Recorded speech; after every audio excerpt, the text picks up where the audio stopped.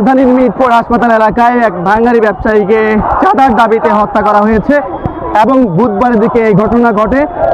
স্বাভাবিকভাবেই চাঁদার ঘটনাকে হত্যাকাণ্ড হিসাবে পত্রপত্রিকায় প্রতিবেদন করা হয়েছিল।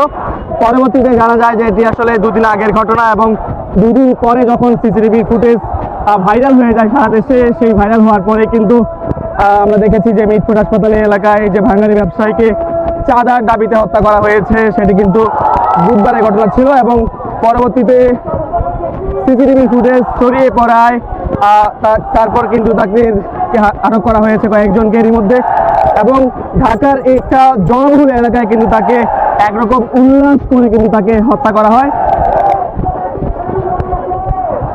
মাথায় পাথর দিয়ে থেতলে এবং ওই ব্যবসায়ীকে পিটিয়ে কুপিয়ে নির্যাতনের পরে পরনের যে কাপড় সেই কাপড় কিন্তু খুলে ফেলা হয় এক পর্যায়ে এবং রাস্তায় ফেলে ওই ব্যবসায়ীকে এরপর কিন্তু তারা পাথর দিয়ে একের পর এক আঘাত করে মাথা থেতলিয়ে ফেলে এবং এক পর্যায়ে কিন্তু তারা মৃত্যু নিশ্চিত করে ওই সন্ত্রাসীরা।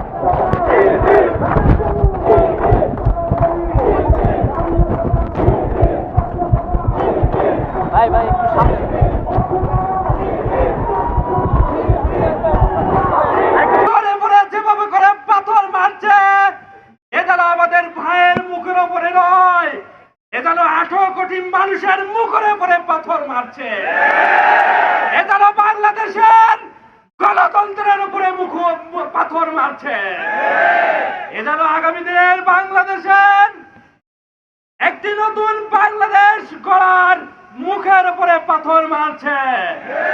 যারা এই পাথর মারছে তাদেরকে অনতিবিলম্বে গ্রেপ্তার করে দৃষ্টান্তমূলক সাজা দিতে হবে। তা না হলে এদেশের ছাত্র জনতা দরকার হলে আবারও রক্ত দেবে, দরকার হলে আবারও রাজপথে নামবে। তারপরও এই দেশে কোন ধরনের চাঁদাবাজির ঠাঁই হবে না। আমরা বলতে চাই যেখানেই চাঁদাবাজ সেখানেই প্রতিরোধ।